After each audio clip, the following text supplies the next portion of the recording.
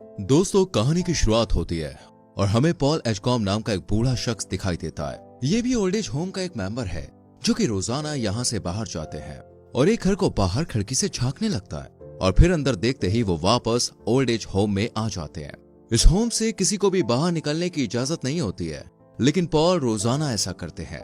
इसके बाद पॉल वापस ओल्ड एज होम आकर सभी लोग के साथ फिल्म देखने लग जाते हैं, पर ये फिल्म देखते देखते वो बहुत ज्यादा इमोशनल हो जाते हैं, जिस वजह से इनके दोस्त एड्री इन्हें यहाँ से ले जाती है और दोनों अकेले बैठ जाते हैं। एड्री पॉल से इमोशनल होने की वजह पूछती है, जिस पर पॉल कहता है कि मैंने एक बहुत लंबी लाइफ देखी है।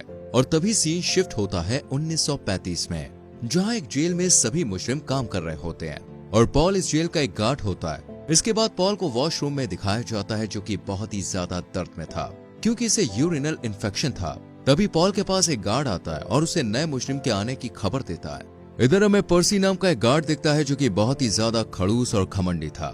इसके साथ हमें एक जॉइंट जैसा मुजरिम दिखता है।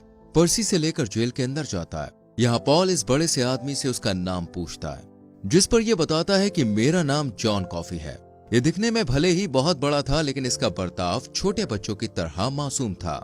जॉन पॉल से पूछता है कि रात को यहाँ की लाइट बंद कर दी जाती है, क्योंकि जॉन को अंधेरे से बहुत डर लगता है। ये सुनकर पॉल उसे मना कर देता है और यहाँ से जाने लगता है। तभी जॉन पॉल की तरफ हाथ बढ़ाता है और पॉल भी इससे हाथ मिलाकर बाहर निकल जाता है। जाते वक्त जॉन पॉल से कहता है कि मैंने उसे रोकने की बहुत कोशिश की, लेकिन बहुत देर हो चुकी थी। पर जॉन को यह बात समझ में नहीं आती है। इसके बाद पॉल जॉन की फाइल देखता है। तभी सीन शिफ्ट होता है और हमें दिखाया जाता है कि क्यों पॉल जेल की सलाखों के पीछे है। असल में गांव से दोस्तों दो बच्चियां गायब हो जाती हैं, जिन्हें तलाश करने के लिए उनके पिता और सभी लोग जंगल की तरफ भागते हैं। तभी इन्हें यहाँ जॉन कॉफी इन दो बच्चियों के लिए रोता हुआ दिखाई देता है। ये देखकर सबको लगता है कि जॉन ने ही ने मारा है और इसी वजह से जॉन को मौत की सजा दी जाती है। जॉन की फाइल देखकर पॉल सब समझ जाता है। अगले दिन हमें पॉल अपने साथी के साथ इलेक्ट्रिक चेयर को साफ करता हुआ दिखाई देता है, जिस पर जॉन को मौत की सजा होने वाली थी। इसी दौरान बाहर खड़ा हुआ एक गार्ड जोर जोर से हंसता है, जिसे देखने के लिए ये दोनों बाहर जाते हैं, जिस पर बाहर खड़ा गार्ड इन्हें चूहे को दिखाता है और फिर इसके सामने बिस्किट का टुकड़ा डालता है, जिससे चूहा खाकर फिर से कमरे में चला जाता है। ये लोग इसे बाहर निकालने के लिए बहुत मेहनत करते हैं, पर ये चूहा नहीं मिलता और अगले दिन फिर ये जेल में नजर आता है। यहाँ बैठे दो गार्ड्स इसे बिस्किट का टुकड़ा डालते हैं। यहाँ पर्सी भी खड़ा होता है, जो कि इस पर शूट करने वाला होता है, लेकिन ये चूहा यहाँ से भाग जाता है। पर्सी इस कमरे का सारा सामान निकाल देता है, पर तभी यहाँ पॉल और उसका साथी आता है। पर्सी इनसे कहता है कि मैं इस चूहे को मसल कर रख दूंगा, ये अंदर ही है। लेकिन पॉल की तरह पर्सी को भी ये चूहा नहीं मिलता, जिस वजह से इसका पारा गर्म हो जाता है और ये पॉल और इसके साथी से बदतमीजी करने लगता है। ये देखकर पॉल का साथी इस पर हाथ उठाता है, पर पर्सी उसे धमका देता है, क्योंकि ये यहाँ के गवर्नर की बीवी का भतीजा है, इसलिए ये इन्हें यहाँ से हटाने की धमकी देता है। इसके बाद पॉल एडवर्ड, जो कि मुजरिम है, उसके पास जाता है और जेल के बाहर से ही देखता है कि उसके पास वही चूहा है जिसने सबको परेशान कर रखा है। ये चूहा एडवर्ड का अच्छा दोस्त बन जाता है। इसके बाद जेल का वार्डन, जिसका नाम हेल है, वो पॉल को बुलाता है और उसे बताता है कि इस जेल में एक और मुजरिम आने वाला है, जिसका नाम वाइल्ड बिल है। ये बहुत ही खतरनाक है, इसने बहुत से लोगों को मारा है। साथ ही हेल पॉल को अपना दोस्त होने की वजह से अपनी बीवी के ब्रेन ट्यूमर की बात भी बताता है और साथ ही कहता है कि वो नहीं बता सकता कि वो मरने वाली है। इधर हमें पॉल यूरिनल इन्फेक्शन की वजह से दर्द में दिखाई देता है। जॉन पॉल को बुलाता है, पर वो नहीं आता। दूसरी तरफ जब वाइल्ड बिल के कैदी को जेल में लाया जाता है, तो वो गार्ड्स पर हमला कर देता है। पर्सी से देखकर डर जाता है और हाथ में डंडा होने के बावजूद भी इसको नहीं मारता, लेकिन बाद में ये गार्ड इसे पकड़कर जेल में ले जाते हैं। तभी पॉल को बहुत ज्यादा दर्द होता है, इसलिए वो जमीन पर ही लेट जाता है। लेकिन थोड़ी ही देर में पॉल यहाँ से जाने लगता है। इधर जॉन के बुलाने पर वो इसके पास आ जाता है और जॉन इसके प्राइवेट पार्ट को पकड़कर उसे सही करता है।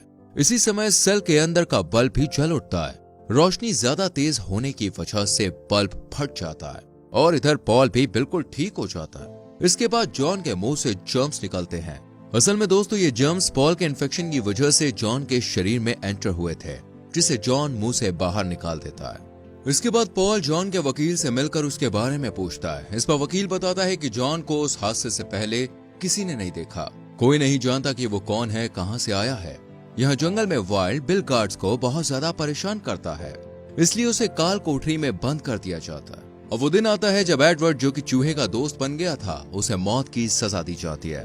इसलिए एडवर्ड अपने मरने के बाद चूहे के लिए फिक्रमंद होता है, लेकिन गार्ड उसे समझाते हैं। इसी दौरान चूहा भागता हुआ आता है, जिस पर पर्सी पैर रखकर उसे मार देता है। लेकिन जॉन गार्ड से अपने हाथ में उस चूहे को रखने के लिए कहता है और अपने हाथ में इसे रखकर फूंक मारता है, जिसके बाद उसके मुंह से वही जर्म्स निकलकर हवा में उड़ने लगते हैं और चूहा जिंदा होकर एडवर्ड के पास वापस आ जाता है। अगले सीन में एडवर्ड को इलेक्ट्रिक चेयर पर बैठाकर मार दिया जाता है। इस समय में किसी भी मुजरिम के सिर पर गीला स्पंज रखकर उसे मारा जाता था, ताकि करंट का फ्लो तेज हो और वो जल्दी मर जाए। लेकिन पर्सी इसका इंचार्ज था, तो वो सूखा स्पंज एडवर्ड के सिर पर रखता है, जिससे एडवर्ड तड़प तड़प कर मरता है। पॉल को जब ये बात पता चलती है तो वो पर्सी को धमकाता है और यहाँ से ट्रांसफर लेने के लिए कहता है। इस पर पर्सी भी राजी हो जाता है। सीन शिफ्ट होता है और हमें पॉल अपने दोस्तों के साथ लंच करता हुआ दिखाई देता है और जॉन की शक्तियों की भी बात करता है। हेल, जिसकी बीवी मेलिंडा को ब्रेन ट्यूमर था, उसे ठीक करने के लिए जॉन को उसके घर ले जाते हैं। रास्ते में पॉल जॉन से पूछता है कि तुम्हें पता है कि हम तुम्हें कहाँ ले जा रहे हैं। इस पर जॉन कहता है हाँ, उस औरत को ठीक करने। ये सुनकर पॉल बहुत हैरान होता है। अब जॉन मेलिंडा के पास जाकर बैठता है और मेलिंडा उसे देखकर उसका नाम पूछती है। जॉन कहता है कि मेरा नाम जॉन कॉफी है, पीने वाली कॉफी, लेकिन स्पेलिंग अलग है।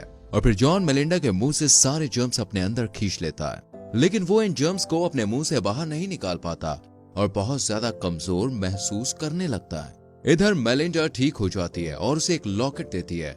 इसके बाद एक गार्ड्स जॉन को वापस ले जाते हैं।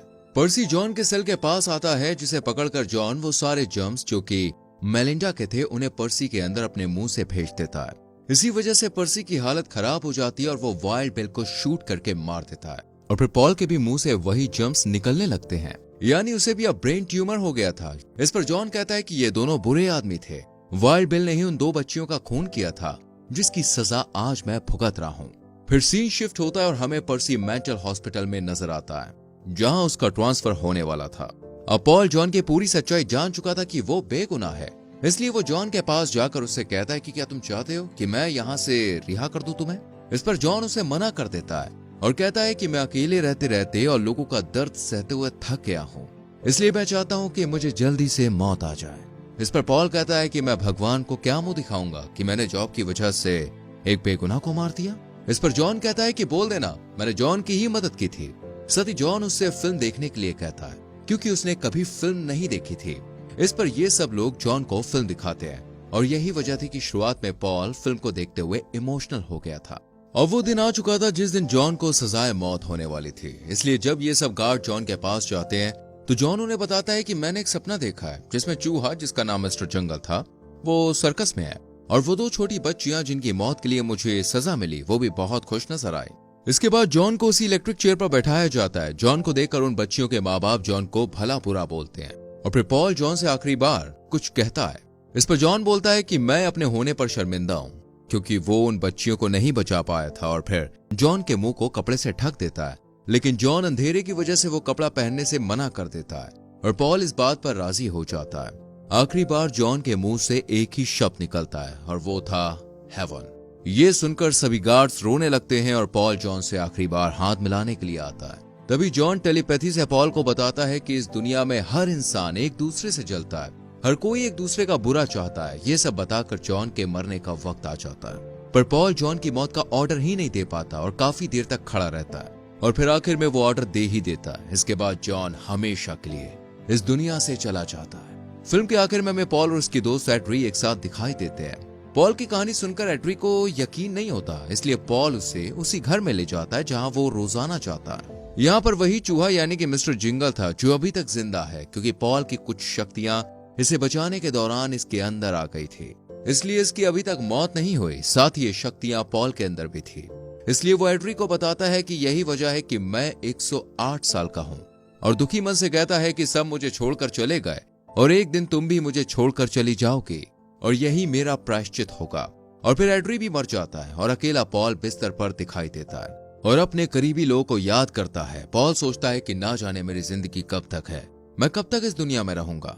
आपको बता दें कि इस फिल्म का नाम ग्रीन माइल इसलिए रखा गया क्योंकि मौत का जो आखिरी सफर होता है जिसमें कैदी को जेल भेजा जाता है उसे द लास्ट माइल कहा जाता है।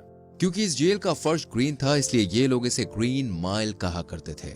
और ऐसे ही फिल्म का ये सफर यहीं खत्म होता है। दोस्तों, आपको ये कहानी कैसी लगी? क्या इस फिल्म ने वाकई आपके दिल को छुआ? कमेंट में जरूर बताएं। आने वाली मूवी एक्सप्लेनेशंस को देखने के लिए चैनल को सब्सक्राइब करके बेल आइकॉन प्रेस करें।